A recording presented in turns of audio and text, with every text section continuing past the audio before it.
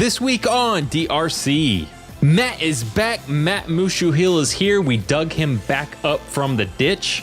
Shaman, this is the show where you go aggro. Yeah, I know. I tried. I'm sorry.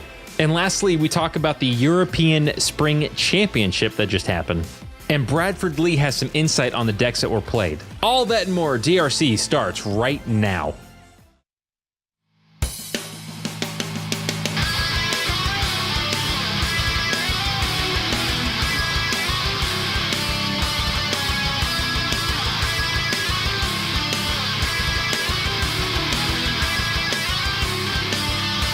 You're listening to the Death Rattle Crew, a Hearthstone podcast.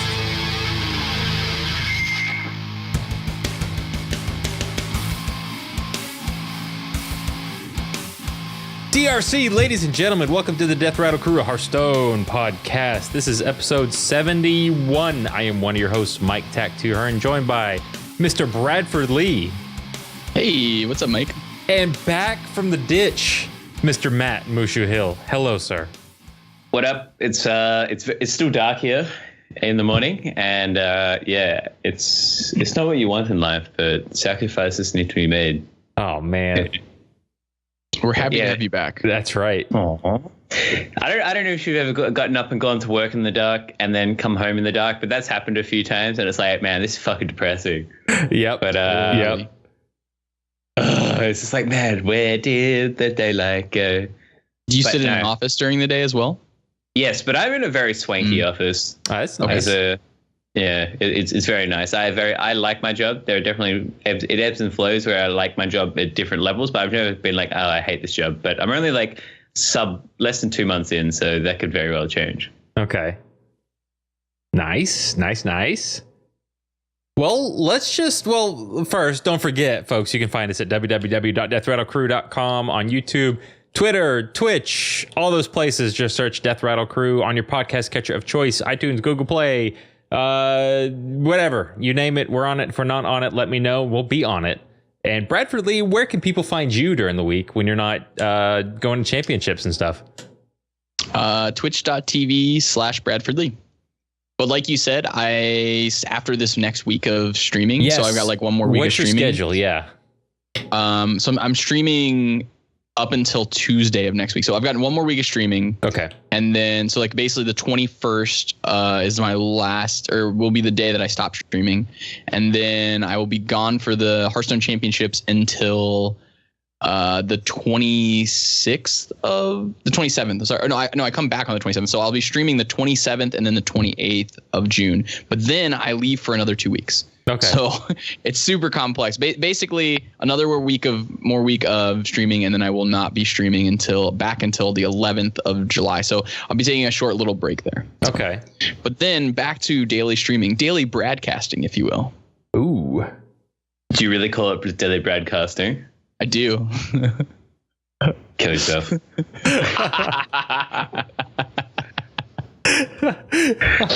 it just occurred to me that you need to bring 5 decks to the championship instead of 4. Yep. Man, best of 7 feels like a fucking grind. Well, and it changes the dynamics of the lineups dramatically. Sure. Too. Yeah. Like. I don't want to like spoil anything or like give secrets to what I'm playing. Tell everyone. So it's a really awkward conversation right now. What are you bringing? Tell everyone. I mean, the world wants to know ahead of time. Well, but I feel like Pirate Priest. Pirate Priest. I hear that's legit. Pirate Priest. Okay. Yep. Pirate Warrior. Pirate Rogue. And Pirate. Yeah, I'm basically taking the AKA Wonder strategy of taking all pirate. Or he took Cthulhu. Never mind. That doesn't work. I'm staring at to spoil the show. I'm staring at Tice's lineup, and it's just like starting to fully understand why Hunter's in this lineup. You don't understand why? Is that what you said? No. I do understand. Oh, right. With the 5th deck, I'm like, because it's probably like the next best one to go to. Well, I don't know. In terms of classes. I really want to talk about that deck list a little bit later in the show, and we will, not to spoil it now, but I really think that deck list, there's a very specific reason to take it, and I think it's actually good in even a 3 deck or 4 deck format instead of a 5 deck format. Like I think that it's kind of the sleeper deck right now, moving forward. But yeah, we'll talk about that later. Moving forward, Dang it, man, people I'm are already on a roll. People are already getting snookered at home. I was paying quite close attention to your Twitter count after you made the championships. Oh yeah, And, what happened? It went, huh? What happened? I wasn't paying attention to it. It went up quite steadily. You gained like 80 followers, but Wow. I assume once you appear on esports TV, it'll go up more. Particularly, it should be good, especially if you say Bradford Lee nice and loud, or if they say Bradford Lee nice and loud. Yeah. And let's be honest, the only reason anyone streams is to get more Twitter followers. I know that's why I streamed. It's like I gotta get more. It's at the end of the day, it's all about how many people like you, right? Yeah, This is all that Exactly. matters in life. Well, either like you or are willing to press the follow button and read the shit you post. Die That's for why you. I I mean, yeah. That's why I I try have- and some troll shit as well, because it's funny. Well, I posted my rating from last month. I saw that you made a comment about that one. Wait, what was this? What I finished last month. Oh, yeah. Mhm. No. Yeah. I finished the top of the bottom. Oh, was And that I your finished- You're my Yeah. hero? Yeah. Trash yeah, rank and legend. Shit. Finished like rank 6,216 in Also, NA out of champ. 6,216 people that made legend. As a person who has now got a full-time job and made Legend last season whilst in a full-time job, it was the quickest time ever I'd made Legend. I made Legend the first 2 weeks of the season. Nice. While working a full-time job. So you now have learned last month. Okay. I took a bit of a slow approach, but I still will get Legend this month. But yeah, you now have no excuse, Mike. Anyone out there who has a full-time job and it's like, I don't have enough time. It's like, shut the fuck up. I don't and have do it. enough time. What do you Mushu did mean? Because I work a 40-hour week, and Yeah. Take the Youngblood approach. Just drive and play at the same time. I But I could did- do that. I could very well do that. I did it like in like the first session I played was a little bit unrealistic, I suppose, for most people, in that like I played from 9 a.m. on Saturday morning to like 9 p.m. Saturday night, like taking a little breaks here and there. But I really got in the zone. But I think a couple of like longer sessions is probably the best way to do it. I remember I was in a Twitter exchange with That's Admiral, and he was saying that's how he does it, like in these big 8-hour chunks. But I suppose that's probably consistent with anyone who streams a bit. Right. Is these bigger chunks, and I find it's just easier to do it like that. Like instead of, it really fucking tilted me the first week I was playing and working at the same time, because any time I'd lose, it'd be like, man, I'm so tilted, I'm wasting my time. I only got limited time to relax, and I'm losing Hearthstone. Sure. It seems like a shit idea. So it seems like an activity for when you have a large amount of time on the weekend. But it's doable. It's 100% doable. Well, I did change up my strategy a little bit. I was going to save this for Meta-Anatomy, but we'll go ahead and do it now. Chat, usually a guy from work, he's usually in chat, Mr. Tommy Funbags, was talking to me about his aggro shaman deck that he's been playing. So I went ahead and built one, and I feel really gross and dirty, but it does work. Oh yeah, that's what I played last season to Legend. Like I had people messaging me, people spectating me because I was ahead of the curve. Like on day one, or like pretty early on, I was like, rank 3 and shit. People were like, what the fuck is this guy playing? Maybe I can copy paste what he's playing. But I was actually copy pasted. He's a Asian Pacific player named Nelio, and it was his list for aggro sham. Yeah, and it was pretty good. It's dirty. He made BlizzCon last year, right, Nelio? Did he? I'm pretty sure he did. I'm pretty sure when we did the fantasy draft, he was in my lineup. Okay, I'll take you. Yeah, yes. We represented Asia Pacific at 2015 BlizzCon. No wonder he's so popular. Because when I was in Singapore, everyone's like, "Oh my god, it's Nelio!" It's like, "Yep, that's Nelio." Yeah, it is. I can see him right over there, and his Twitter picture does not look anything like him in real life. But whatever, should be right. Yes. Yeah. So what have you been doing, Mikey? Like, as someone who, what do you actually like? What's your work schedule like? Because if you don't have enough time, you must be working more than a 40-hour week. Yes, I do, but I do commute quite a bit too. How long's it? Quite a bit. Round trip about 4 hours. Oh yeah, fuck that. That's like literally double mine. It's not supposed to be that long, but we're having a lot of road work done everywhere. So it takes about twice as long to get places now. So that even school's out, it's supposed to get a lot better during the summer, but it has not changed. They're building this big sky road all the way down one of the interstates that I'll be taking to work. It spits out right where I work. It's like that'll cut. How long will it be once sky road thing? I bet it'll cut at least half an hour out. That's huge. Yeah. So in theory, it'll go back down to you have like an hour round trip. Probably 2 hours round trip. And I'll probably be moving in the next year, so that'll probably be cut down to probably an hour. When I move, it'll probably be an hour round trip. Get off the campus with those fucking young kids.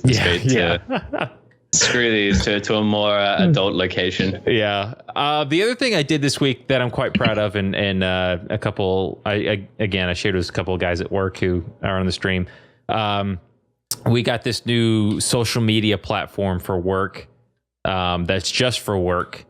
And we were asked to put in our profile pictures. So I was feeling snarky. And I put the Kappa picture as my profile pic. And no one's caught on it yet. So that's just fun. It's funny. I liked it. I thought it was hilarious. What's the internal social media? It's called it's Microsoft product called Yammer. Okay. Oh, I've used it. It's terrible. I've never heard of it, never seen it before, but apparently it's been around. We're on IBM Lotus Notes, and so we have same time and I've heard of that, I think. Skype for Business. Yeah, I wish we had Skype for Business. We're still on Skype for Business is very nice. It cuts a lot of the bullshit out of regular Skype. Like, for example, there are no ads. I've got the Skype ads like blocked because you can go into the back end and turn off the ads. But I would happily pay for like a Skype experience without ads. Yeah. Yeah, anyway, Blaze, exactly. That's the picture I have. And no one's called me out on it yet. I'm going to see how long I can go. Who knows? The CIO is probably going to see it and be like, who the hell is this kid? Yeah, who's this guy? It kind of looks like Warwick. It's a younger Mike.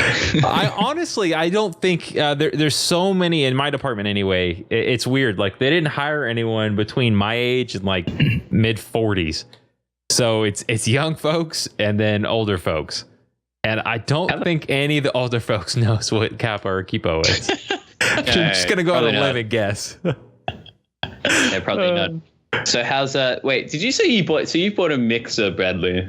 Does that mean so you got some new audio gear. Game? Yeah. What you got? I'm invested in the audio game. You ready for this? Invest.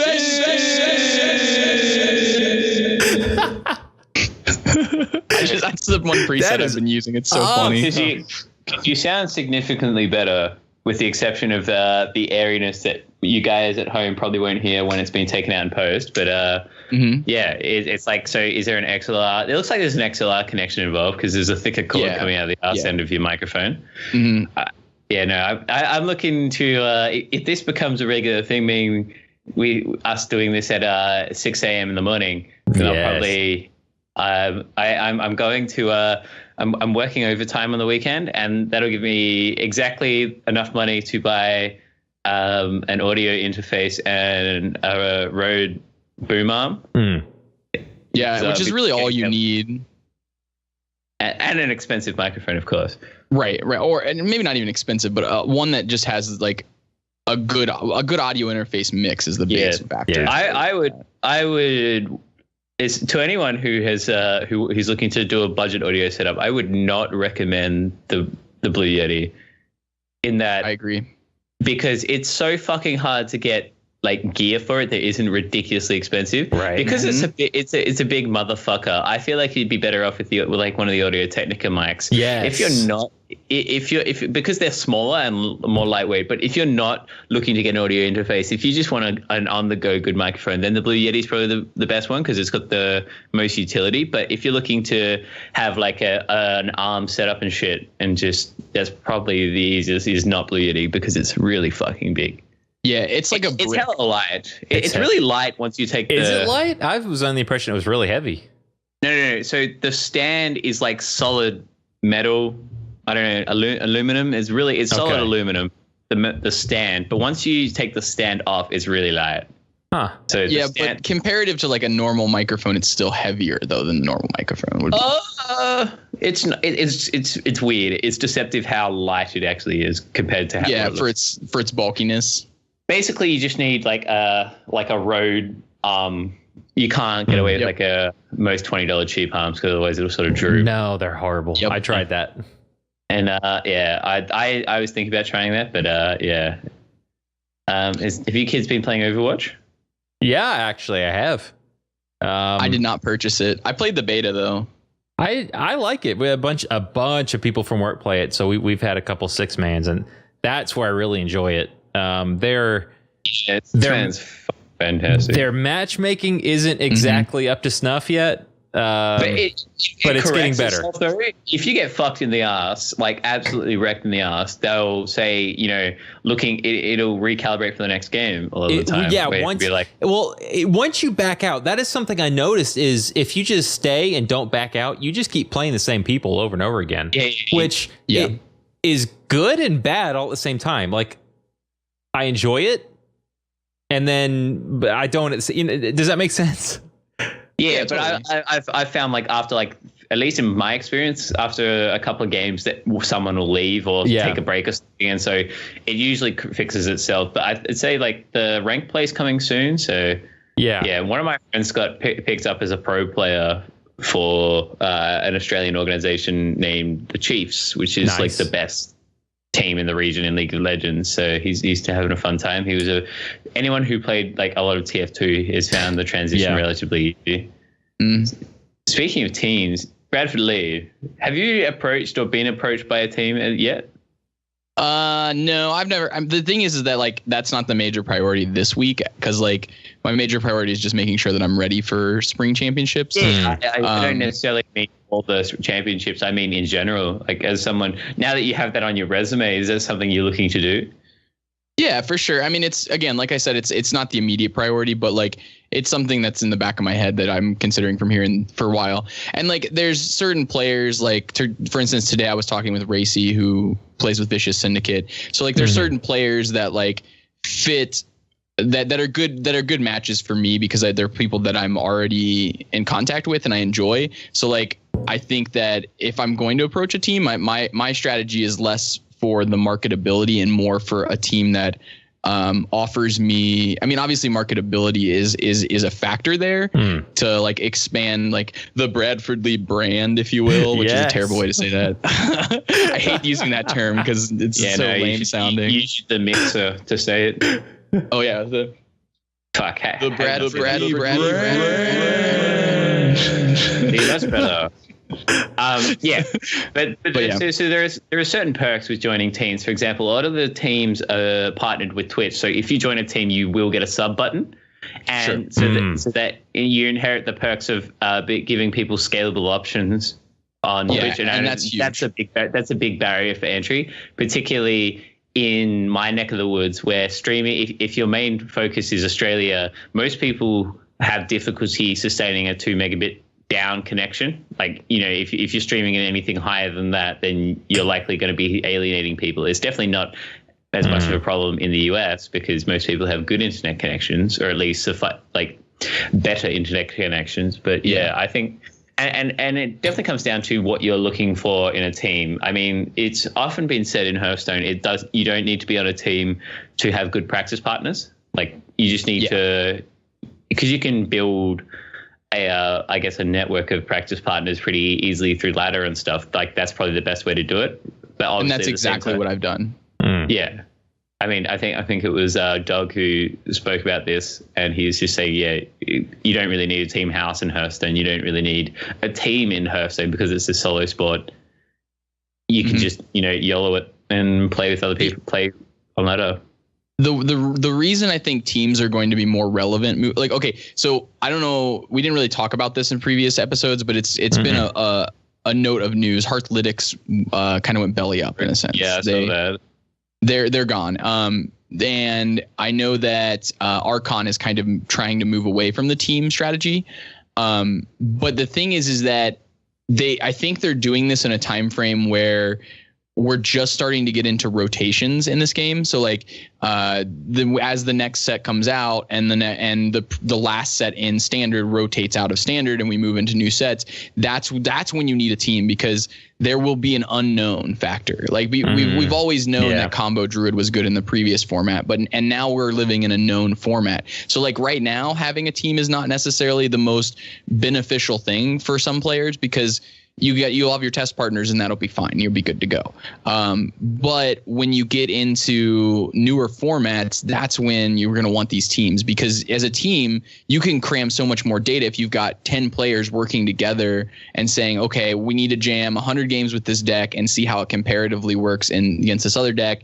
You're also going to have some people who are more skilled at deck construction and other people who are more skilled at playing certain classes as other people. And that gives you just if you have the more minds you have on it, the better prepared you're going to be as in a new format. And so like, for instance, when the Hearthstone prelims happened, the Europe scene, I think if I was in the Europe scene and my prelims happened first, I would want to play or tested with a team of people, because it was an unknown format when Europe started. When prelims for Europe started, it was an unknown format. But by the time it got the weekend after to Americas, it was a relatively, I wouldn't say completely known format, but it was understood what the meta was. So there was a defined meta going into the prelim that I was a part of, and it was more about designing decks that combat what was already previously done in Europe. So like it was a lot less about designing a team or being a part of a team for me when I did the prelims, and more about just working with a couple people to figure out a lineup that combats what happened the previous weekend. So I think that's just really, that's the way I think teams are going to be important or unimportant in Hearthstone moving forward, because it just happens to deal with like when the format's new, that's when you want to be on a team. I like can see where you're coming from, but I definitely don't think that's the only way. Like, because it sort of falls into that category again of you can build your network and your network can like work on it. And I don't think you necessarily have to be on a team for that to be a thing. You can be, because Hearthstone is brilliant because it's like basically a pressure cooker. Yeah. What are you guys fucking laughing at, huh? No, he said moving forward again, so I typed it in chat. Yeah, so Mike types it in chat, and I'm just like cracking up and shaking my head. Right. In the meantime. Yeah, no. Maybe I should have the Twitch chat open. Yeah. Moving forward, Bradley. Wait, did I say it? Or did you say it?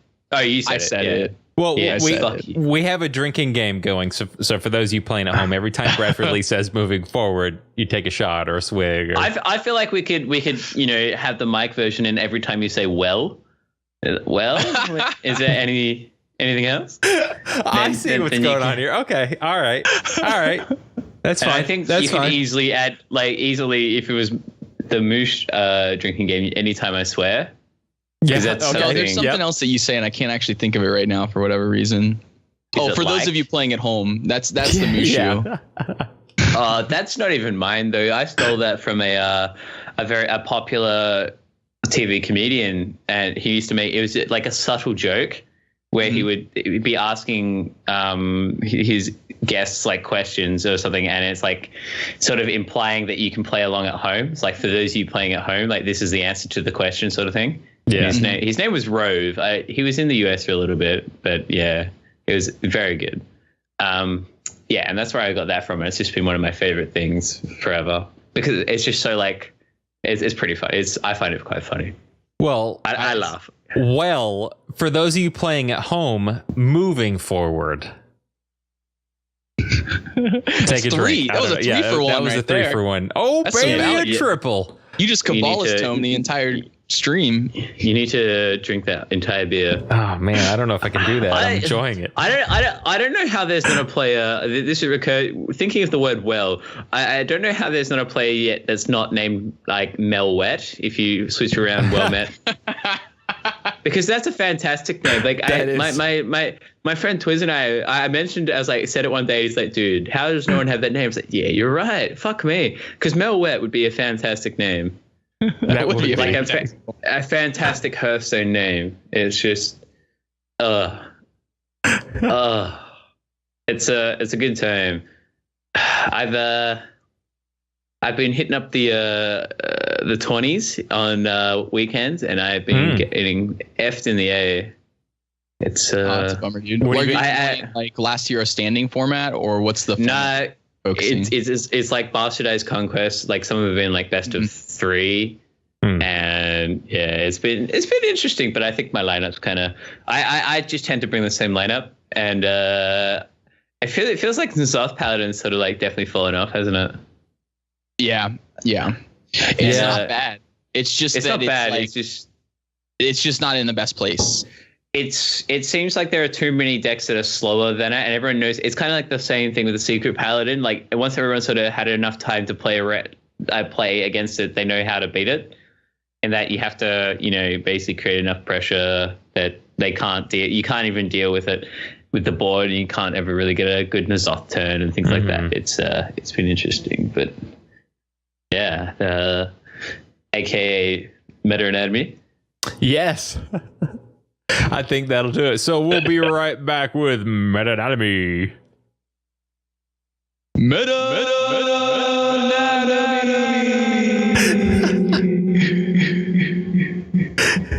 Jesus Christ, what is that mixer and where can I get it? DRC would like to thank Brainiacs for their support of this podcast. If you have a tech idea for improving your business's workflow, Brainiacs can provide a turnkey solution to specifically fit your needs. You can contact them at www.brainiux.com.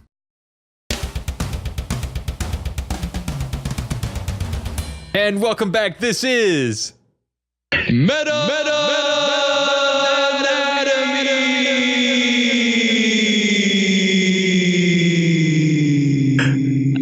I just had a thought that I really fucking hate Tom. Why? You hate Tom? Aw, he's a good guy, kind of. What's wrong with Mr. Soup? Something you said in the fucking. It was when you said "got him." I really hate the way he says "got him." It like tilts me. That's why I say it, because I like the way, because he goes "got him." You don't like that? It's an internet meme. He's like, "Got him." Yeah. That's the meme. I don't know what the video is. Okay, that's what it does. All right. That's a little more understandable. But not having knowledge of that meme, I was just like, man, fuck, I hate it. So that's what rustles your jimmies, is what you're telling me, Matt. Yeah, exactly. Okay. Tom rustles my jimmies. DRC confirmed. Tom rustles Matt's jimmies. You heard it here first. I was saying he definitely has internet access, because I saw him playing Heroes the other day. He does. I don't know if it's fast enough, though. We might hear farm animals doing things in the background, dying. I don't know. Yep. He comes into the chat and hangs out with us still. He does. So. We miss you, Tom. Come back to us, baby. Come back. We should put it in writing that we're going to start at 6:00. Yes. I don't know. I don't know if that time is better for everyone. I think isn't that time better for you as well, Bradley? Doesn't mean, because if we start an hour earlier, we get away an hour earlier. Well, it doesn't make a difference on Wednesdays. I've set my schedule away for on Wednesday evenings for me. So it's obviously Wednesday mornings for you. Well, Thursday morning for you. Is it Thursday morning for you? Yeah, it's Thursday morning. Yeah. Work is in soon. Gotcha. Nah, it's fine. It's fine. This way I'm up and like, I guess active and ready, not on the train, be like, fuck me, I'm falling asleep. I can sit on the train and play. I've been listening to podcasts, but I think I need to do something more proactive with my time. I think I'm going to play Pokemon on the train today. I did it yesterday. Yeah. With I got my Game Boy Color off my mate, and started playing Pokemon Silver, but the batteries died, so I think I'm going to upgrade to Pokemon White today. But as you can tell, that's very relevant to the Hearthstone meta. It is. Yeah. Welcome to Meta Anatomy, where we don't talk about the meta of Hearthstone. Where we apparently. gotta catch them all. There's still a large amount of shamans from what I've seen in the meta at the moment. Well, and that's actually. Oh my God, they're everywhere. I want to talk about that. Aggro Shaman. I've been playing it a lot this week. Matt, you've been playing it a lot. What? I've played a lot of both. I played a large amount of aggro shaman and a large amount of mid-range shaman. Okay. Mm-hmm. What makes the deck tick in your opinion? What are the key cards? In aggro shaman, yes, it's the general trend of not giving a fuck about your opponent's board and just being able to get over. Yep. It's because aggro shaman has so much more reach from hand than mid-range shaman because you're not just taking out a lot of the. You don't usually run lava burst. So what really makes it tick is, I guess, getting that turn 3 feral spirit. Like anytime you play 2/2/3s on turn 3, you're having a good time. Or it's just basically curving out really strongly. I mean, because if you go Tunnel Trog into Totem Golem into like Flame Juggler into a turn 4 feral spirit or something like that, it's just fucking GG. Yeah, it's so good. It's like, what do they even do? It's the totem. I guess the mid-range one. It's a bit of a whoever gets the better opening sort of thing. I think if with equal openings of mid-range versus aggro shaman, I think that aggro shaman probably wins because the plan's slightly different and there's not typically healing in the mid-range shaman. So you sort of get blasted down because the strategies are so different. I hear that. That's been my experience at least, and I played a bit. I played 160 games of aggro shaman, and what is that? 70 games of mid range of 2 different mid ranges, like Loyan's original mid range one, and then a different more updated one. Thunderbuff Valiant sometimes just feels so dirty. Yeah. I think I enjoy playing the mid-range one more because like the whole totem interaction is very cool. Yeah. For me. Yeah, it is. Like, and I think I play like one Primal Fusion and it's good. And Hex is so dirty. Mm-hmm. And Tuskar Totemic got so much better with this set. Really. Yes. Like he's way good now. Much better than he was before. You don't get there's less crap totems floating around anymore. So yeah, the removal of vitality totem. It's like And we were actually talking about this in my stream. How cool it is that Tuskar Totemic, you can, when that card's in the format, like you can like they did. It's the kind of card that they can change the power level of with new sets coming out. So that's really cool from like a rotating format kind of standpoint. And like other designs like that, like the Mage one, for instance, and that's not as much of an example because there's like a larger pool of things that it can get. It's like the 5. Is it 5 mana? Is it a 5 mana 5/5 that spits out a 3-drop or 6 mana 5/5? Yeah. I have no idea what the name of that card is. I think it's 6 mana. 6 mana, yeah. But like cards like that are kind of interesting just because you can. And I didn't even think about this. Someone in my stream noted it, and I was like, wow, that's actually a really good perspective on it because like. With the next set coming out, they could print some real shit totems and just be like, guess what? Tuskar Totemic is no longer in the meta. And like they can just force that to happen if they want. Or they can do the opposite and say, guess what? It's now the best 3-drop. So it's kind of cool. One thing I noticed was that with the aggro shaman, card draw is a serious issue. I'm playing a version with Sir Finley Murgleton. And if you get the Warlock hero power, you're gonna win. But I'm running into card draw issues. So I'm wondering what are you running that might be different than what I'm running? Do you have the ancestral knowledges in there? I do not. No, I found a build that didn't, and I kind of messed with it. So that do you run 2 or one of those? Are you running Thing from Below then? Like are you running Tuskar Totemic and Thing from Below? Yes. Okay, so the difference between the two lists is the non-Thing from Below, non-Tuskar Totemic build is going to be running something like 2 Ancestral Knowledges and there's 2 other slots, like 2 Argent Horse Riders probably. Yeah. Do you not run Argent? I've got those, yeah. And okay, generally those are the differences though. Gotcha. But the reason that I think people are running the Thing from Below and Tuskar Totemic build is because that build beats the aggro shaman mirror. It has a much better board position because Tuskar Totemic gives it better board position, and then it has the ability to catch up more effectively when it's behind due to Thing from Below, and it doesn't lose too much except for the potential card advantage. Like, it doesn't give up too much from the standpoint of other matchups in order to combat the matchup that is otherwise just a coin flip. So which is why I think it's becoming much more popular as of recent. Okay. Yeah, agreed. That sounds reasonable.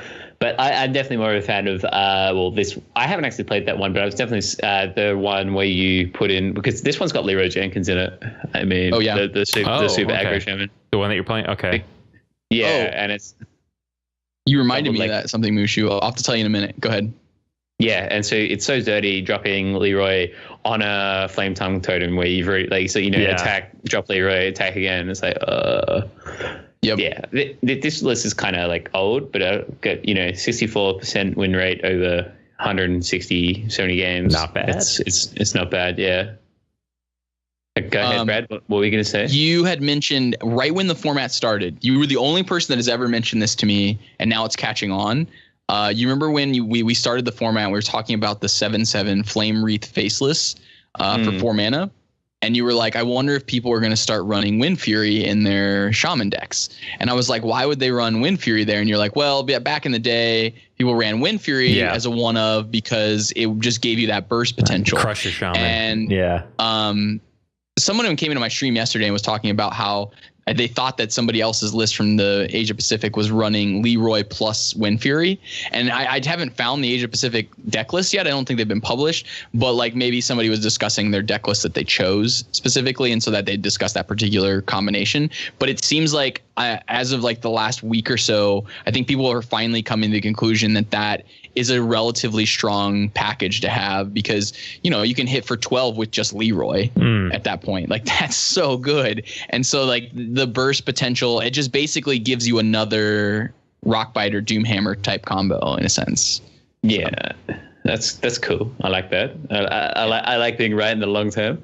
No, yeah, you totally nailed it. Like it's something that I've constantly kept it in the back of my head. And when people started hopping onto the mid-range shaman list, I was like, now how can I stick a Wind Fury in here? I was like, Mushu's told me that this used to be a thing, and I'm going to make it happen. Right. And then I heard it some podcast talking about it. I think it was maybe Velen's Chosen. I listened to one of their episodes, and they were talking about it, or some other I'm not sure exactly what podcast it was, but I was listening to one of the podcasts, and they had gotten a question about it, and they were like, well, the reason people don't run it is there's inconsistency issues, blah blah blah. And I was like, but like it's only one slot that you're giving up, but you're giving up not too much because you can go like Rockbiter your thing and then Wind Fury. So like the Wind Fury still combos. It combos with Leroy. It combos with Rockbiter. It combos with Flame Tongue Totem. It just wins with Flame Wreath Faceless. Like it's winning.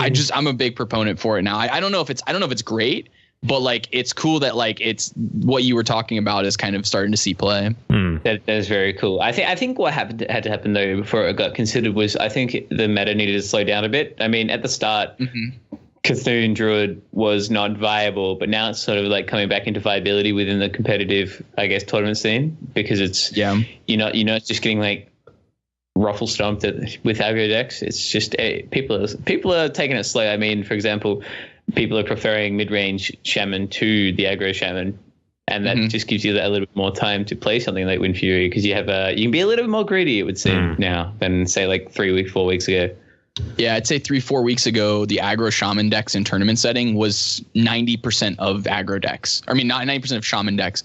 And now it's a 50-50 split or so, like close to about 50-50 or so. So it's kind of cool.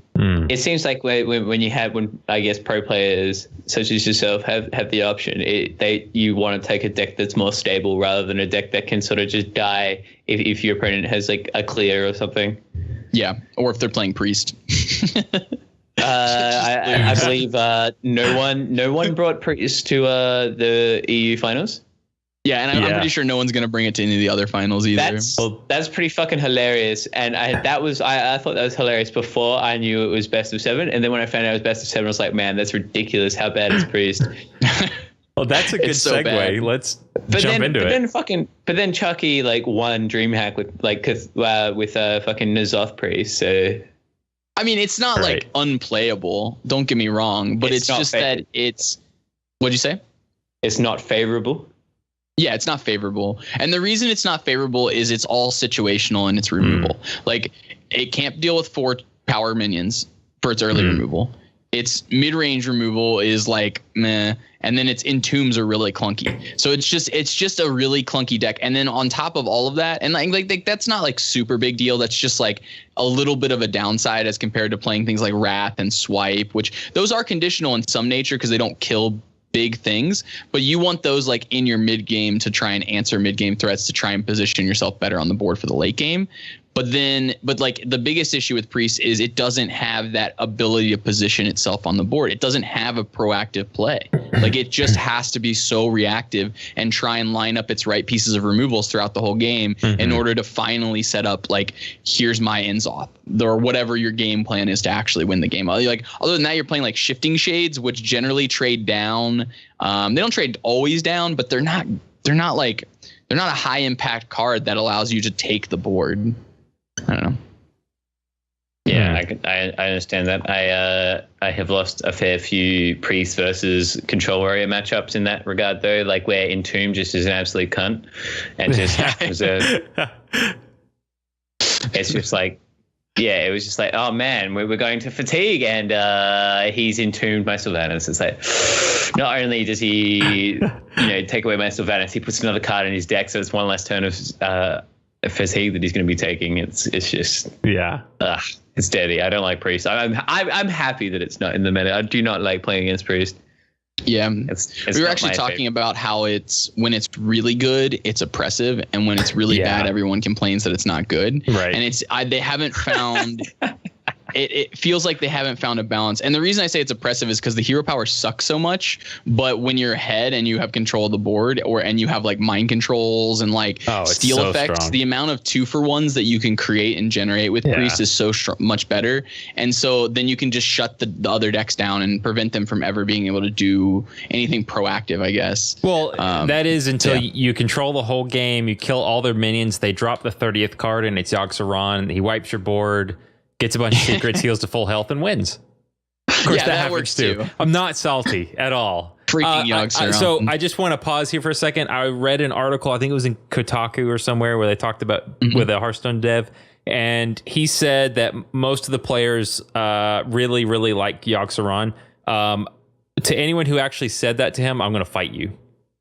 Dude, I fucking love Yogg-Saron. Shut up. Yogg-Saron, right I get so happy. I was getting screwed this week on ladder. I was just like not having a good win rate. I think it was a combination of like I was out of touch with the meta and I wasn't playing particularly well. But I got the urge to go back to like Miracle Rogue with Yogg-Saron in it, and it's just, dude, Yogg-Saron is so good for the game. It's so much fun.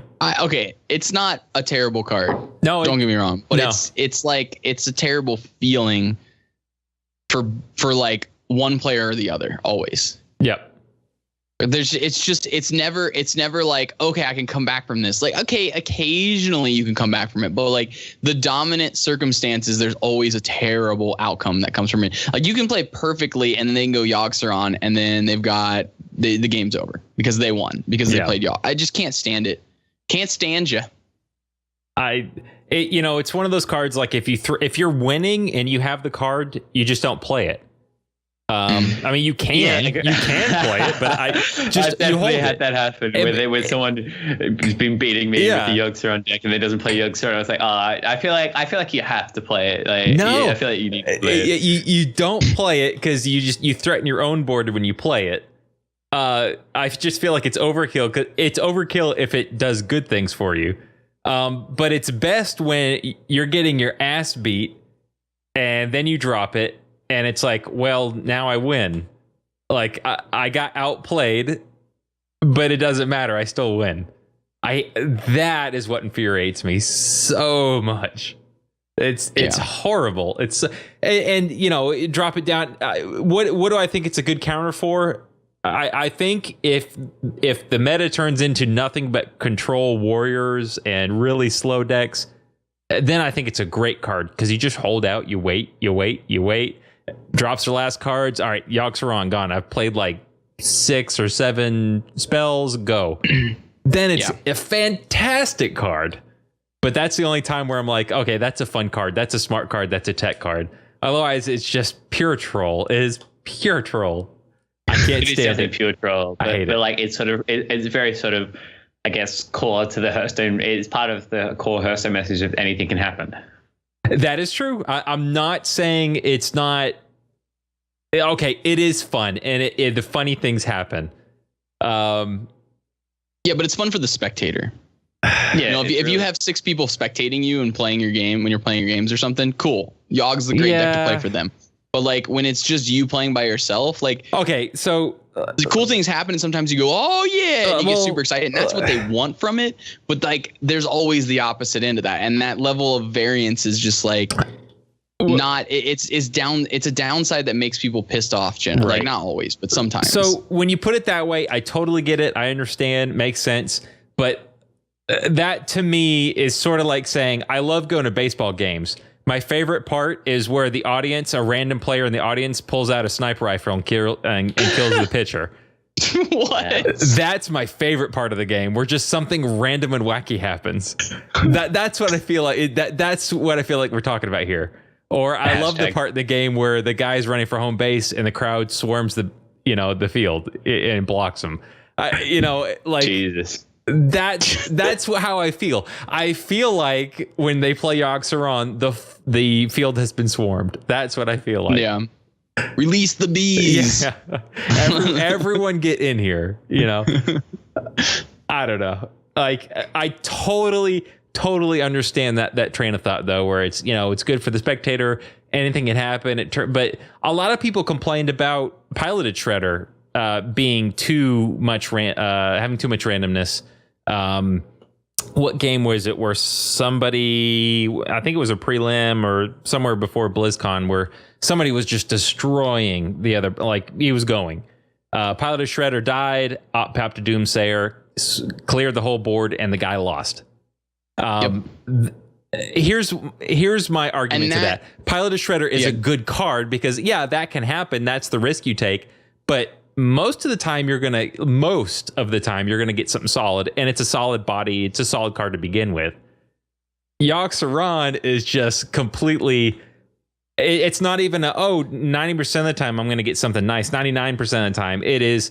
I have no freaking idea what's gonna happen. I could kill myself. I could freeze all my minions. I could buff yours. Anything could happen. There is no. I can't quantify what's gonna happen. There's no quantification there's no math to be done. It is complete pure randomness, whereas I feel like Piloted Shredder had some math to it. That's my argument. The upside to Piloted or to Yogg-Saron compared to Piloted Shredder is Piloted Shredder was a must play. Like it was like, we need a 4-mana spell, put Piloted Shredder in. Yogg-Saron is not a must play. Right. So like that makes this design better because it's not like we designed this card so that everyone has to play it, and 2% of your games you're going to lose because you Doomsayer. You know, like that doesn't happen anymore. It's you took the active choice to play Yogg-Saron. Like you chose to put that RNG in your deck. You chose to do that. Like that's the difference there, and that's why I don't think the card's like stupid, but I'm not like I just don't enjoy it. That's why I don't put it into decks. So right, and that's what I mean. Like it's not. It isn't overpowered because you can lose the game for yourself by playing it. I just, playing against it, it just doesn't feel good because most of the time you're just going to get swamped or you swamp. I don't know. That's my problem with it. It's just not a fun card for me. But what do I know? I don't know. I'll drop it. But that's where I'm at. So, but we were talking about spring preliminaries. Maybe I should just take 5 Yogg decks to the championship. Yes, Pirate Yogg, dude. Nah, dude. First, I have to craft the stupid card. Wait. Okay, let's talk money. How much money are you guaranteed at the moment for the championship? Yeah, 5,000. We're gonna spend that. We're gonna spend that five grand on what's in the mind, or is this going into the support me streaming fund? This is the support me streaming fund, keeping myself alive fund. That'll last you a while if you really go full hermit / streamer. Yeah, that's the plan. I mean, I did spend some money on upgrading my audio equipment, so like a proportion of it was spent for that. So, but every single game that I win is worth $5,000 more now. That's or awesome. every match, not game. Yeah. How much was the how much was the interface? The what? Your audio interface. How much was the mixer? Rather? Oh, the audio interface was $200, and then I bought the audio mixer. I bought it secondhand, and it was like 100 something. So I spent about $700 on just upgrade. I went full out. Decided I was getting, if we're gonna do this, let's do it all in. Like I went. We're gonna do it right. Yeah. Like I was like, the purpose was not because I needed this necessarily a mixer, but because in the future, if I choose to add in other audio pieces for the stream or anything else, or for even the podcast here, like or anything in general, I just decided I'd rather invest the extra $100 to $300 depending on what I wanted to make just go the step further, because since I did well in the tournament, that gave me the excess funds to be able to do that. So I just went all in. Fair enough. I intend to go all in. I'm doing upgrades. The end of the quote unquote financial year in Australia comes in the end of June, so I can get all my tax back, and so I'm gonna buy a 1070. Yeah. Okay. Have you been looking to purchase those at all? I haven't actually looked. I've heard they're very hard to come by because a lot of it's out of stock. Oh my god, it's a shit show. Oh my god. I'm also looking at I'm only upgrading my card, and I have a couple of choice components. The card, putting another SSD in. I'm going to get a new I'm going to try and make a pretty soundproof case, and I'm going to get a sit-stand desk. Oh, that's something I want to do too. I want to get sit-stand decks so much. We've got them at work, and particularly for Hearthstone, I think it'd be better to stand for a bit. I know it takes a while to ramp up in that you can only do X amount of hours at a time. Like I was doing 3 or 4 hours at a time standing and then sit down, but you can slowly build that up over a period of time, and I guess get the dream. I guess the eventual point is what you want to get to is to be able to do use a standing desk while on a treadmill. That's the ultimate I guess. But you need to, it's you got to crawl before you can walk sort of thing, in that you have to be able to stand and do all your you have to get used to a standing desk before you can get used to a treadmill standing desk.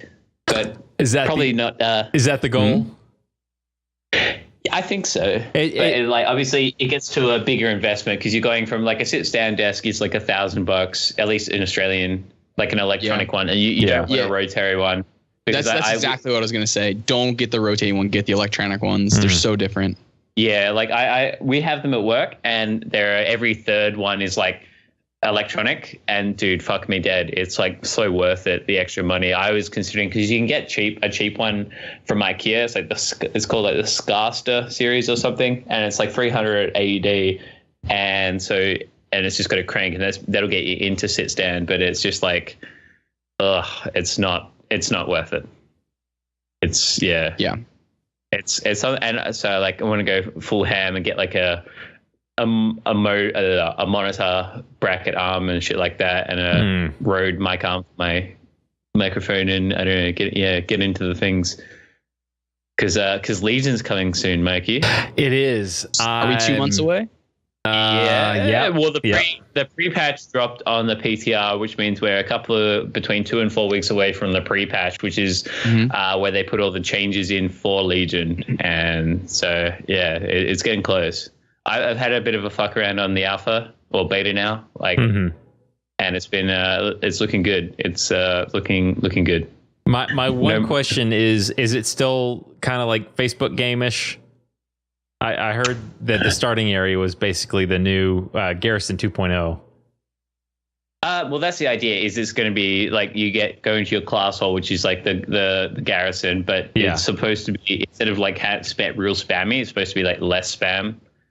I didn't really play that. I didn't really do too much of the leveling experience, but the leveling experience looks like it's going to be pretty good. That's what I'd read too. That's the most important thing. Because you all the zones scale.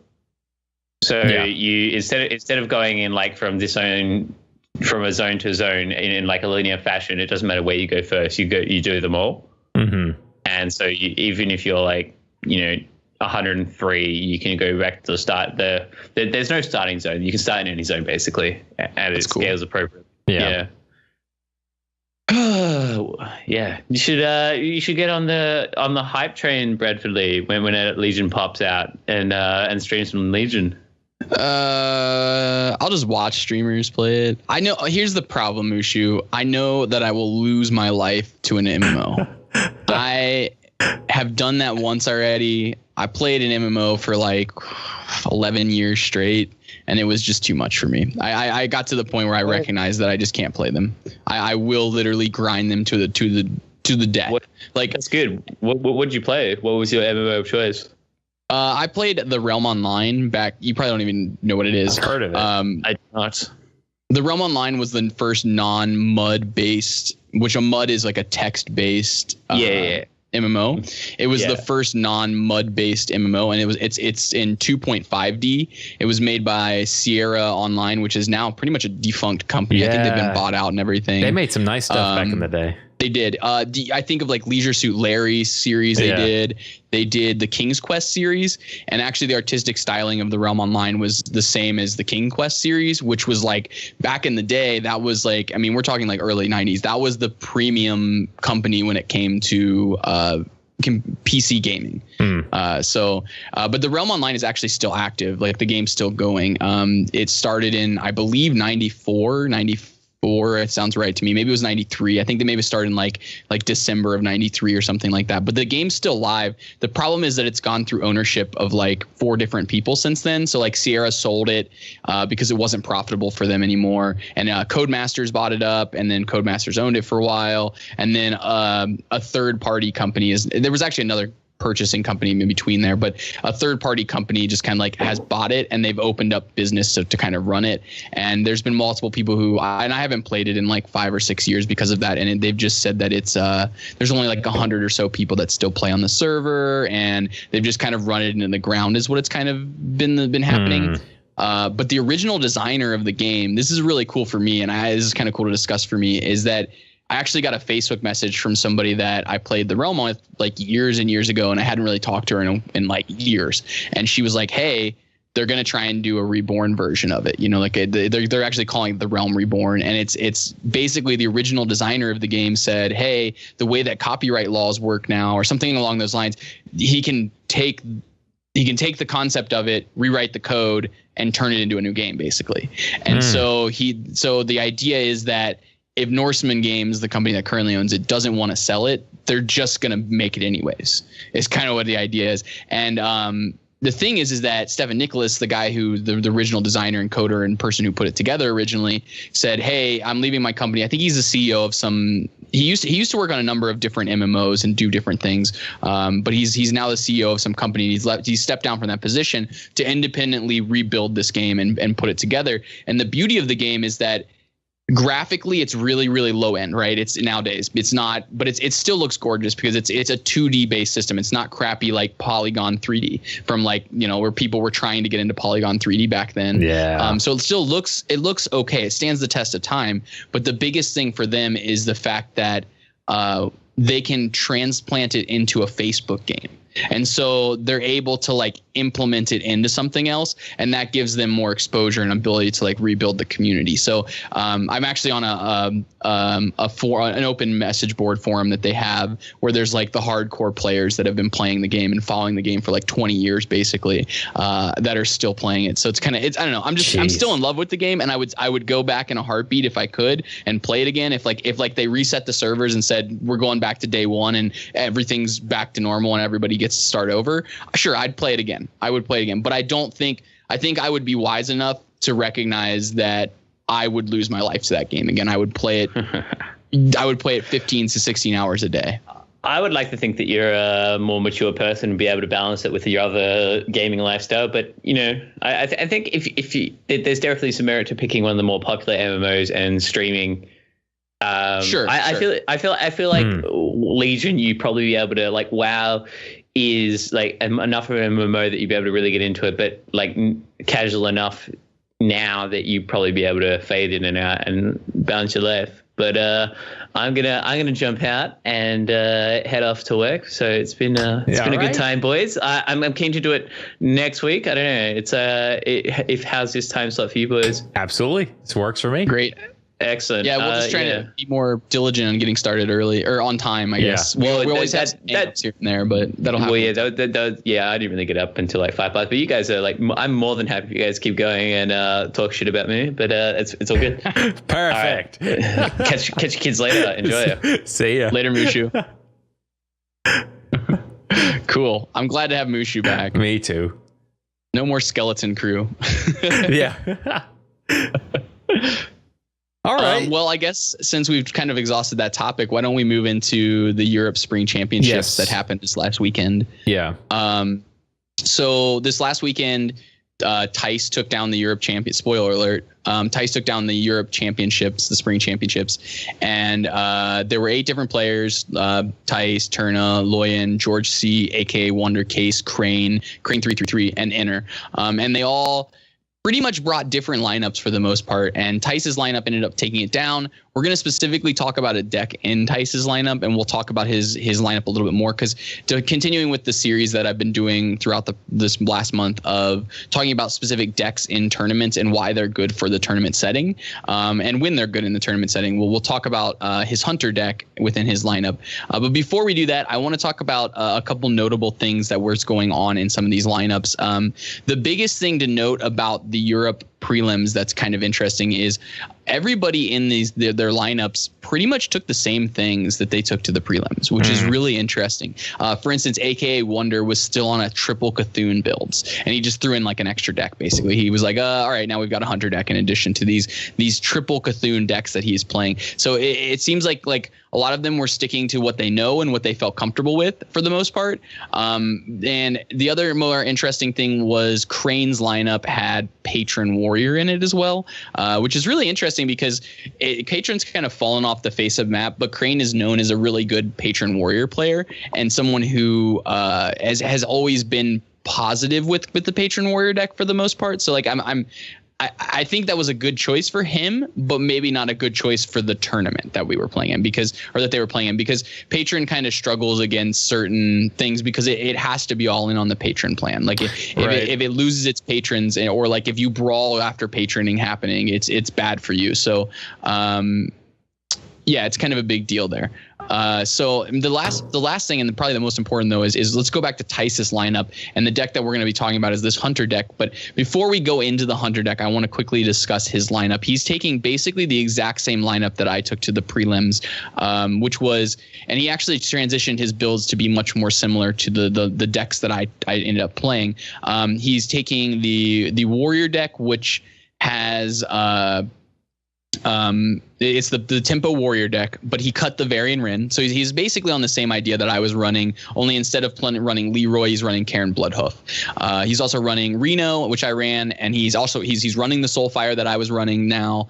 And he's just basically, instead of running Abusive Sergeant, he's got basically a Mountain Giant and I believe a Ragnaros in place for one other card that I was playing, and then also a Stampeding Kodo. So nothing like super out of place there for the Reno deck, but you can see that he's no longer running these more top end heavy cards like Jiraxis, the Varian Wrenn in the Tempo Warrior deck. He's playing this more a little bit more lower to the ground builds because as we mentioned earlier, Inzoth Paladin's kind of gone, so those heavy control decks aren't as prevalent, and so he's able to take some of these very top end heavy cards that would be better against the control heavy meta out of his decks.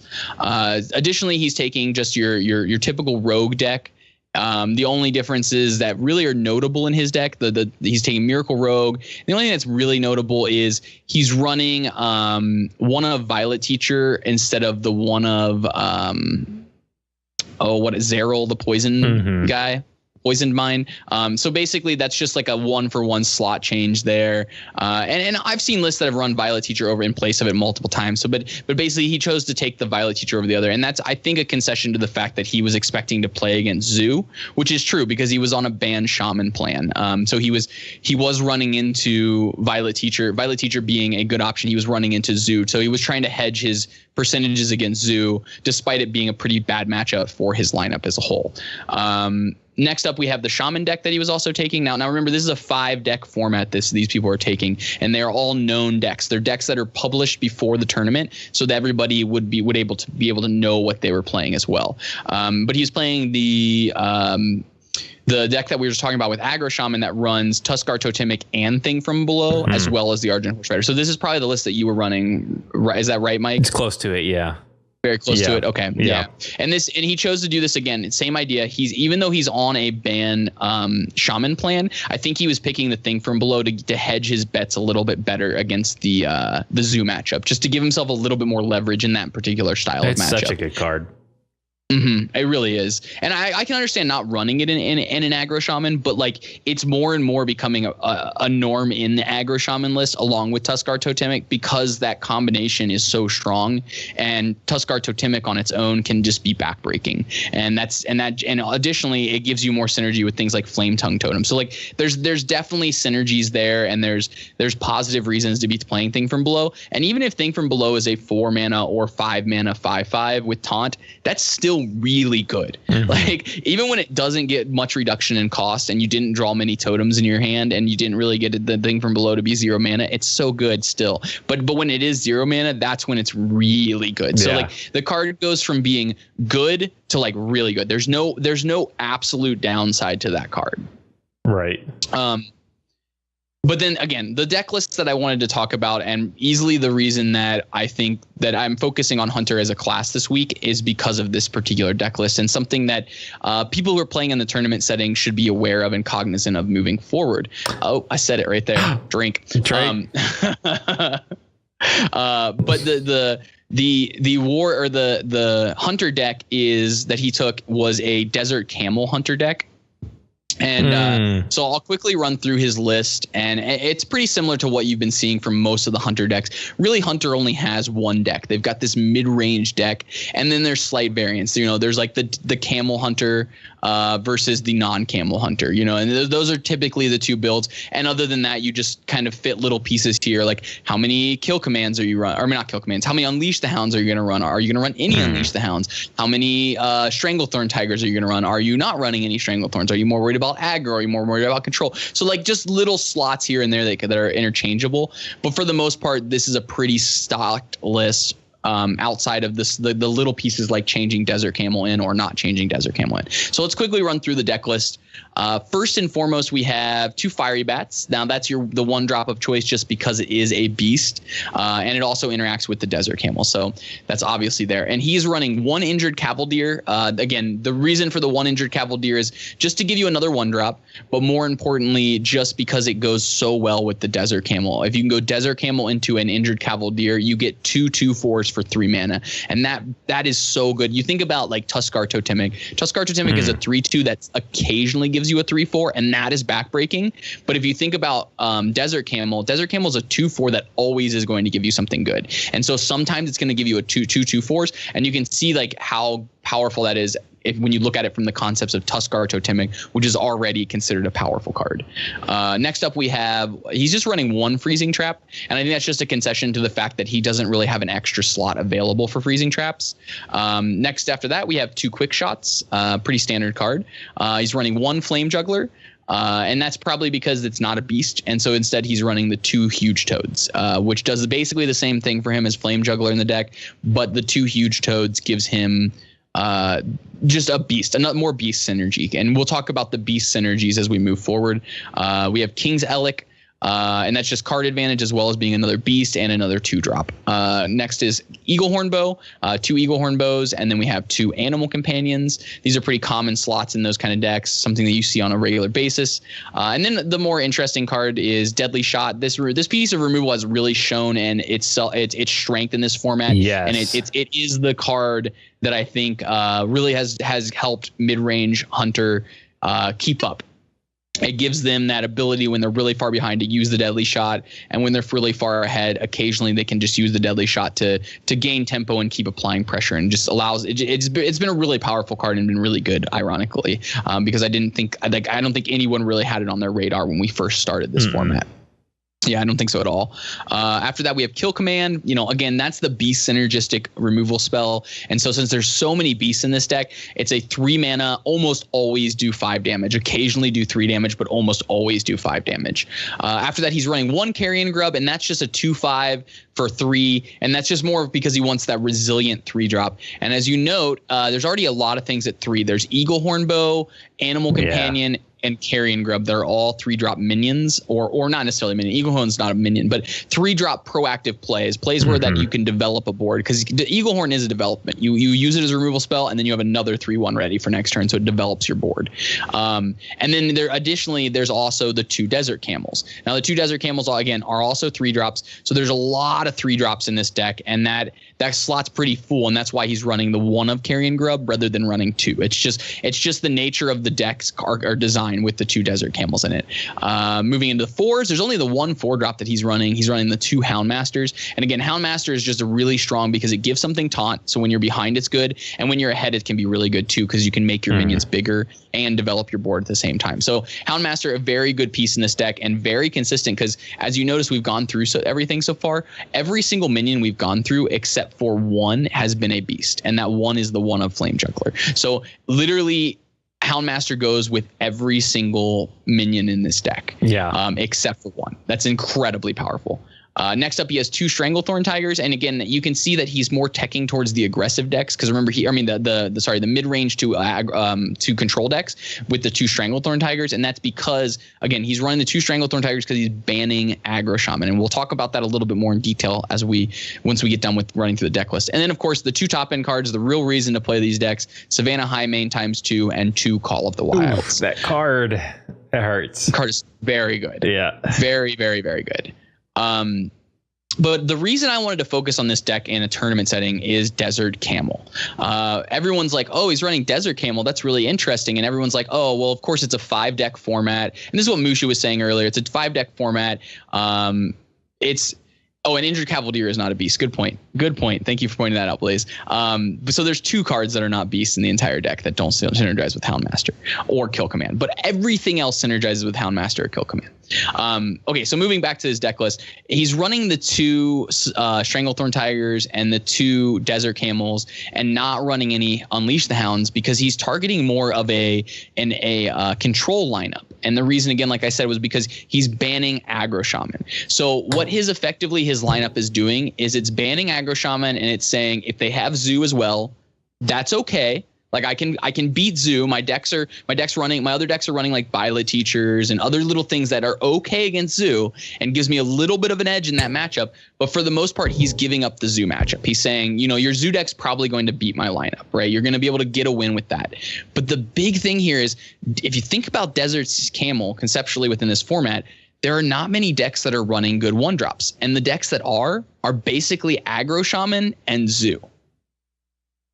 Yeah. So this deck probably loses to Zoo, but he bans Aggro Shaman, and then from there, Desert Camel is a 3-mana 2/4 that gives you something and almost always doesn't give your opponent much, if anything. Like the most that's probably going to give your opponent is maybe a Sir Finley, if they happen to be running Sir Finley in like their Tempo Warrior builds, or maybe if they're playing Tempo Mage, they got the 1/3. So like occasionally it'll give you some value or your opponent value, but for the most part, he recognized a hole in the meta and said, the way that I win this tournament is Desert Camel's ability to, with a ban format, Desert Camel ability to become a one-sided 3-mana like 4/6 basically, or what would it be, 4/8? It's a 4/8 effectively, because he gets 2 2/4s and no, they don't get anything else, and that's really, really powerful. And the reason why this deck is probably the strongest deck in his lineup.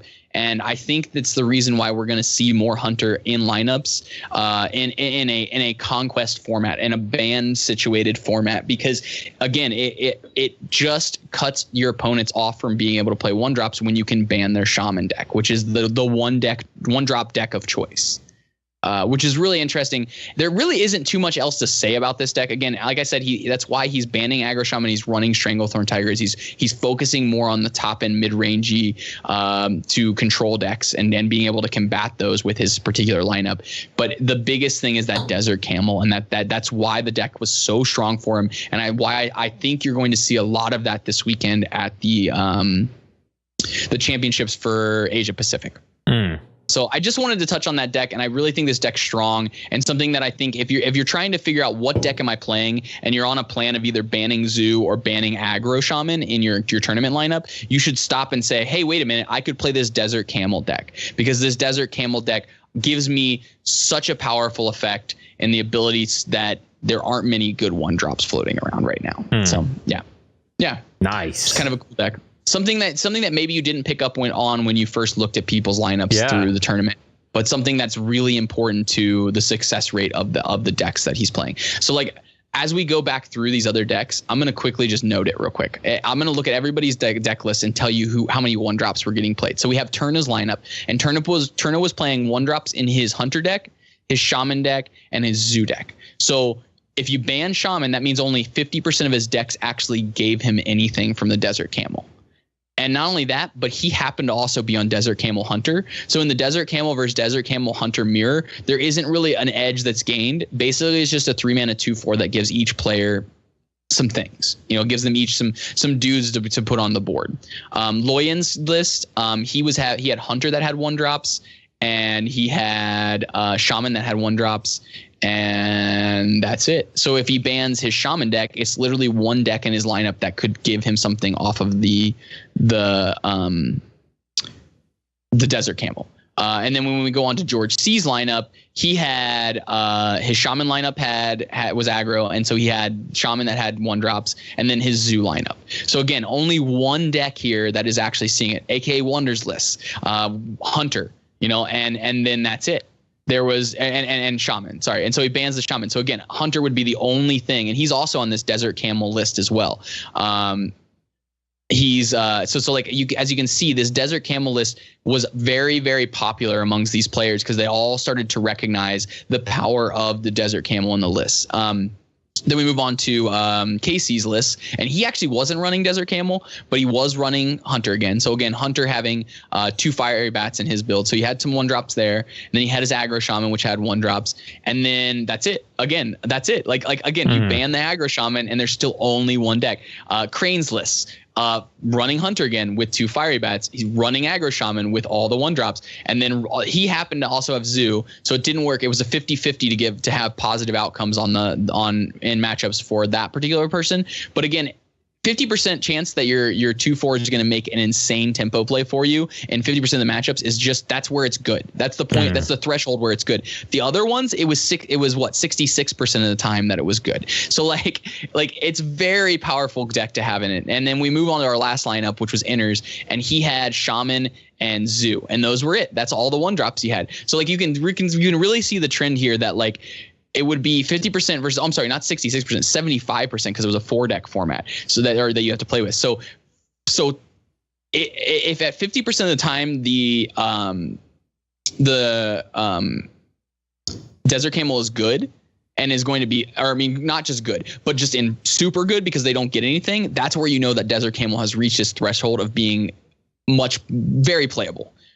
But then when it gets up to that 75% in this 5-deck format where you can ban the one deck or one of the 2 decks that they have that have 1-drops in it, all of a sudden 75% of the time, this card is going to be bonkers, like just absolutely insane. And so like that's something that you don't really see on the latter side of it, but something that has really just fit into the tournament setting perfectly and has created a more dynamic tournament setting. So yeah, I don't know. I feel like I've exhausted that, but I just wanted to point that out because I think it's something that most people wouldn't recognize from the get-go when they're looking at these lists. Yeah.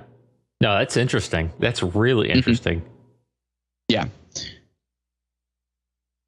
Huh. Yep. Just want to note that. So this weekend is the Asia Pacific tournament, and I don't think deck list will probably come out tomorrow after the day after we recorded this. So that's why we haven't talked about it this week. We'll hopefully be able to chance to talk about it next week. I won't be here next week though. So hopefully you guys will have a chance to talk about it, and we can figure out a little bit of what happened in that one. I can share with you guys my lists. By the time that we record next week, my lists will not be public. They will probably go public the day after we record, just like this week. And so what we can do is I can hand the lists over to Mike, and he can take a look at them and talk about them on the podcast as much as he feels fit. And you guys can check it out, because by that point it'll be public knowledge. So it will not matter to me if you guys know what my strategies are or what I'm trying to do in tournament setting. So kind of cool. You'll get a little bit of a sneak peek at what I'm trying to do for the championships. Nice. Yeah. One question that I actually had someone ask, actually during the preliminaries that you were in, I had some family over, and they were, we were watching it while we were hanging out. We played board games. I love it. We're playing board games, watching Hearthstone. Fantastic. But I was talking to them about weekend. Oh yeah, it was fantastic. We were talking about how you guys had to submit your deck list, and those deck lists went public even before, even if it was just within the players, they went public. And they were questioning that. I was like, that's kind of weird, isn't it? Can't people plan? Not so much, I can change my deck now. Obviously, they're locked, but can't they plan around? Can't you plan around how you strategically use your deck against a player? What's the idea there? Yes. What do you think is going on? Are you for that, against that? Why? So I don't think in like Magic this works, or Yu-Gi-Oh, or any one deck card game when it comes to tournament setting. Because in the one deck card game, you come in with like a sideboard. You come in with a plan already set up for everything, right? You've already got your game plan set. What's interesting in this game in Hearthstone with it is when you're in a ban format, the way that bans used to work is you'd ban a class, right? So you ban 1 out of 9 classes, and that's actually what happens in almost every tournament still. And the deck lists are not published, and that makes sense because it's a logistics issue for like these smaller tournaments to be able to publish like 100 lists. That doesn't make sense for them. But what's really and when I first thought about this and I was like, wow, they're publishing it, I was like, that kind of sucks. But the more I thought about it, I was like, wow, that actually benefits the better player more, because the better player is actually able to design a lineup that has not just a ban hunter plan or a ban shaman plan. Now you can still do that. That's still a viable strategy, but it opens up the ability to have a strategy where, like, for instance, what I did was I was on a multi-banning strategy. I was on my ban strategy was primary ban strategy was ban freeze mage. My secondary ban strategy was ban aggro shaman. My third ban strategy was ban zoo, and my fourth ban strategy was ban hunter. In that order, right? And so what I'm trying to say there is my decks, while I did have some good freeze mage matchups in my initial one, I didn't want to combat freeze mage because my lineup was designed to beat most other things. So whenever I saw freeze mage, I would first consider, hey, I'm looking at your lineup, I'm looking at your deck list. You have freeze mage, maybe you also have aggro shaman. Okay, well, we're going to ban the freeze mage, leave you with the aggro shaman. And then aggro shaman's like a 50-50 for most of my decks. So that was the lineup that had the best potential to beat what I was doing. Okay. But then there were also lineups that were running freeze mage and mid-range shaman, and my decks were designed to beat the mid-range shaman and be positive against them. So it gave me the ability to have that flexibility in banning. So it was no longer banning a hero, it was banning a class. So when you think of it from like a League of Legends standpoint, where there's like 100 heroes or however many heroes, like there's a ton of heroes to do with that in. In League, you ban a specific hero because you know how it shifts the meta, right? In Hearthstone, you ban a class because there's the chance that like that warrior player is playing control warrior and you're playing freeze mage. But if it's a known format where all the decks are known, you can say, I'm no longer on a ban hero strategy. I'm on a ban archetype strategy. I'm on banning for specific decks. So now you go from where now you have 9 different ban options where you're banning specific classes to where all of a sudden you're on the deck banning strategy, which that puts you on like an 18 or more ban option. So it gives you just so many more versatile options for banning, and that really changes the way that the decks are built and the archetypes are played.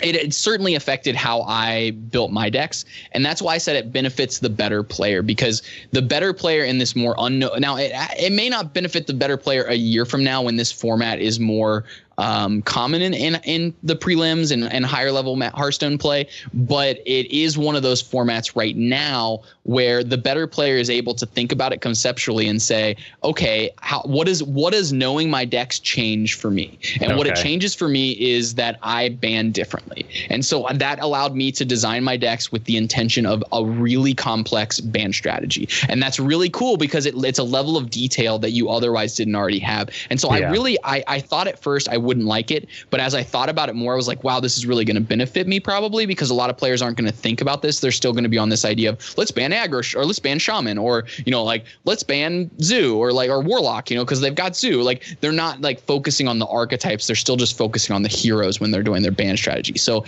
it just dramatically benefited me, I think, throughout that tournament. And I think it's one of the things that I would say at least half of the players in the prelims didn't think about. I mean, now obviously that's not a true statistic. That's just how many people I would expect didn't focus their efforts on that particular aspect of of deck construction. Okay. So yeah. Interesting. So I'm a proponent for it. Okay. Okay. And I think especially in this 5-deck format, you want to be able to have that, because 5 decks with a ban, it's really hard to ban a class and then hope that your decks are able to still be built around to be able to beat their entire lineup.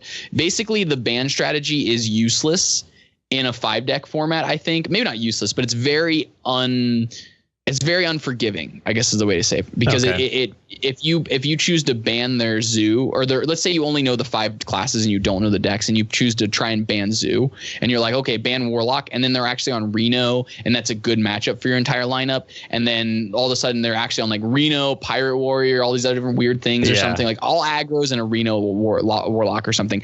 At that point, it's like, crap, I should have banned their warrior, when really I was expecting their warrior to be like tempo or control, and that changes the aspects of how everything goes for the most part. Okay. Another question that we're actually getting in the chat as we go along is my thoughts on like the best of 7 matches. I'm not 100% sure how I feel about this particular format, a best of 7. I think it's interesting because I don't want to, again, this is something that I don't want to go into too much detail because I don't want to spoil anything that my strategies yet, but it does change the way that you have to construct decks, as well as change the way that you have to, like for instance, in a best of 5 setting where you have 4 decks, you ban 1 and you play with 3 decks. And those 3 decks, you can generally get away with banning a bad matchup for your 3 decks or banning the worst matchup, and then teching in cards to be able to improve against certain types of lineups. But when you're in a best of 7 or a 5-deck format where you're playing with, where 1 gets banned and you're playing with 4 decks, at that point it becomes harder to put in tech cards, because the tech cards are almost liabilities in certain matchups. So I think of like Tinkmaster Overspark, which I believe George C was the one who played Tinkmaster last week. Now I think Tinkmaster Overspark's really good in Warrior, and something that's like a great it was not George C. Hold on, who did that? Let me look at his list real quick. Yeah, it was George C that ran Tinkmaster and his Control Warrior. And Tinkmaster is really strong because it's decent against like the Inzoth decks where you can stop all their Death Rattle dudes and turn them into little 1/1s or 5/5s. It's good against Rogue because you can hit their Gadgets and Auctioneer after it's been concealed. Yeah. And then there's a number of little things where like maybe they play a Ysera and you turn it into a 5/5. Then that's just better for you because you don't have to deal with the Ysera. So I think that's the kind of card that fits relatively well in those kind of decks. But then you get to other like cards, like I think of like Mind Control Tech. If there's like a bunch of Zoo on ladder, sure, Mind Control Tech's great. Like it's gonna do good things for you generally. But in a tournament setting where you're only gonna run into Zoo once, that's the kind of card you don't always want to fit into your deck, because it puts you in a position where you've overcommitted to the zoo matchup, and then on the other matchups, it's just a 3-mana 3/3, so its impact on the game is very minimal to you for you, and the other get decks. And so, like again, like I said, what ends up happening in these best of 7 formats, I think a little bit more so than in the best of 5 formats, is you get more of these decks that are similar to ladder style decks, where they're more trying to do exactly what their game plan is and do it as efficiently as possible and see how it goes against every single matchup that they face, rather than in a normal tournament setting where it's like, hey, we could play these more off the wall bonkers decks that are more situated for tournament setting, maybe something like Patron, which Crane took, which might be better in a tournament setting, but the Patron deck is going to struggle in certain matchups. And in those matchups where it struggles, that's where it really gets punished. And so like playing those kind of decks is a big liability. And playing these specific tech cards that are only good, like Mind Control Tech in specific lineups, is a big liability. So I don't know. I like the 7 deck format. I think it's interesting that they made the change up for the championships as compared to the prelims, but I'm not really like I don't know that it's a better format than the 4 decks with the Band Conquest format. Like the 5 decks with the Band Conquest format might be, but I don't know. So I'm sure with a little bit more play and in that format, I'll have a better perspective on that. So maybe I get back to this question in a month or so. But that's just to give you guys a way to think about it conceptually, how it changes the dynamics of the way that you have to construct decks and the way that you build your lineup for the most part. Okay. Yeah. Nice. Yeah, I'm excited to go though. I'm starting to get, Mike, I'm gonna be real. Yeah.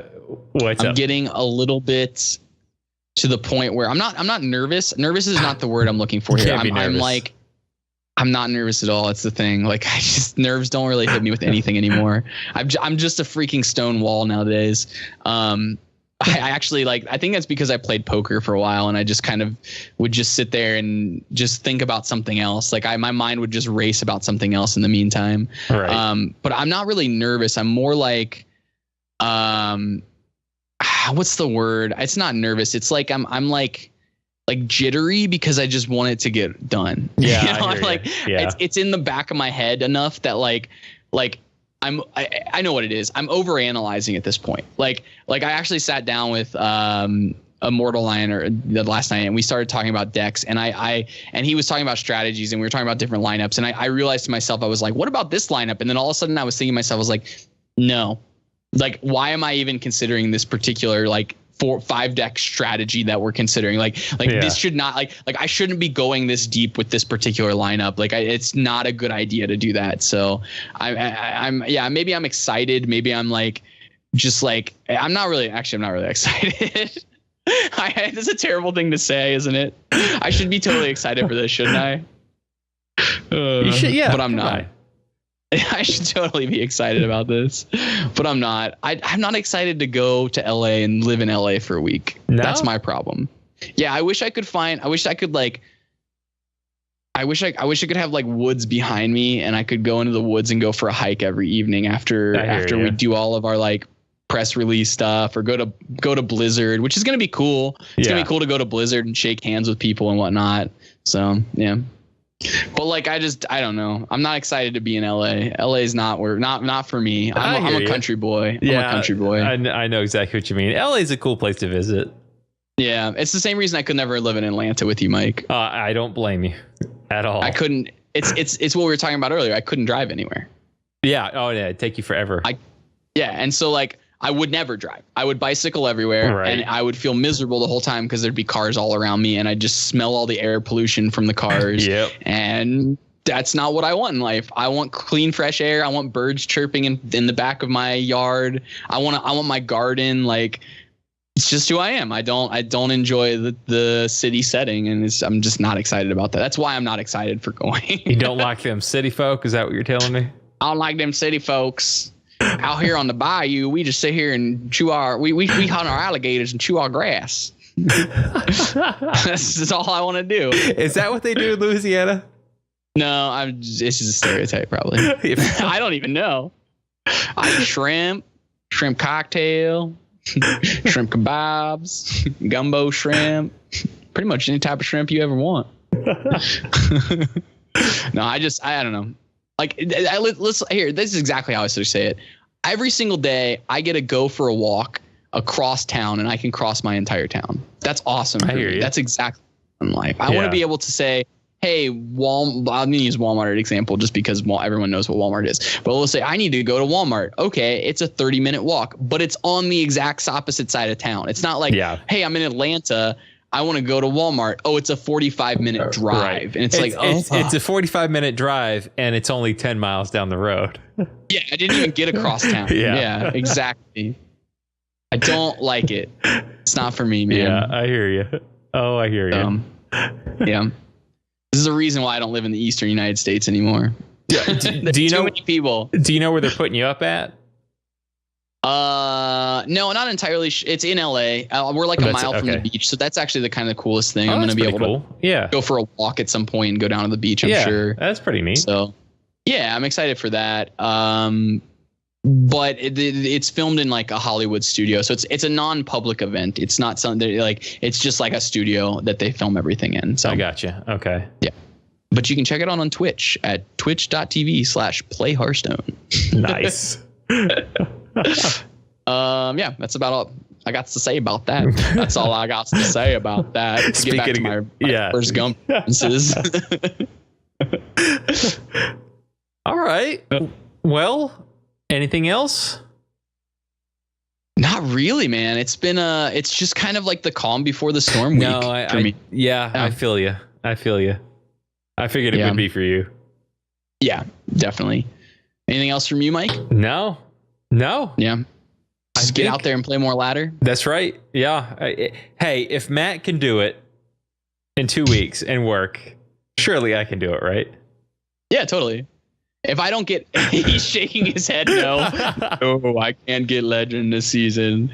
I actually might not make legend this season if I don't get it by Sunday. If I don't get it by Sunday on stream, I'm just not going to go for legend this season. Yeah. I can't focus on it anymore. My minimum goal every month is to hit at minimum rank 5. That's totally. Always my goal. If I can get there with my schedule, I'm totally happy with that. Yeah. And that's really where people should be setting their goals towards for the most part, because at rank 5 is where you start running into a very similar skill cap to the people that are at the top 100. You're right. You know, like up to the top 100. It's very similar skills cap for the most part. Like you're going to be playing competitive and fun games at that point. And the downside is you had to spend 14 hours of garbage games in order to get to that. And that's stupid. Like, again, there's no other, I mean, we shouldn't even talk about this. We all know that the ladder system's flawed and it just needs fixing from that standpoint. So. Yeah. And I was talking about, I believe it was a Kotaku article.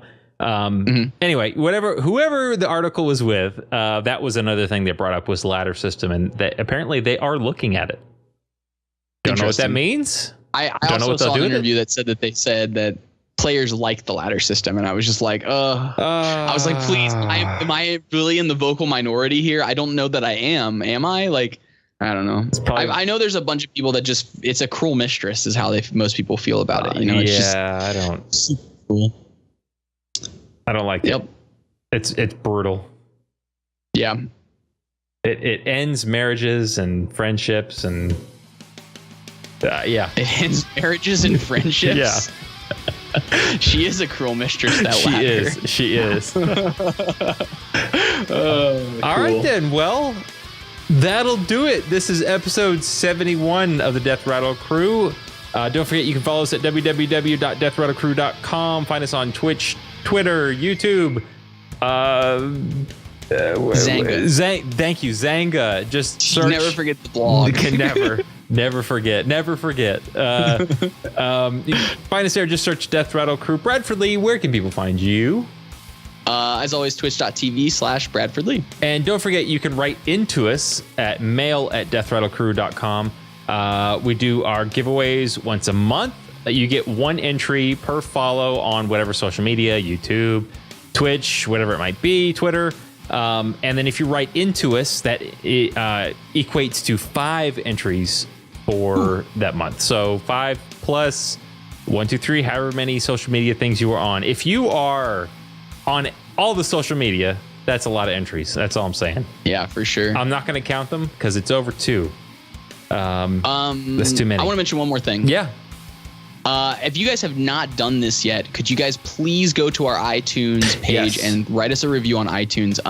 This is something we don't really promote too much because we don't want to like pester you guys very much, but it's amazing the difference it makes for the exposure that the podcast gets, and that's something that helps us help grow the podcast. So if you can help benefit us by writing a review, the more 5 stars we get, 5-star reviews, the better exposure we can get, and the better we can keep growing the podcast and making it into a more enjoyable experience for everybody. Absolutely. Well said. I forget to do that. And it is important. You're right. Yeah, absolutely. It really right. is. It really is. Yeah. With that being said, from the rest of the Death Rotor crew, I'm Tech2. That is Bradford Lee. And before we had Mushu, and we will see you next week.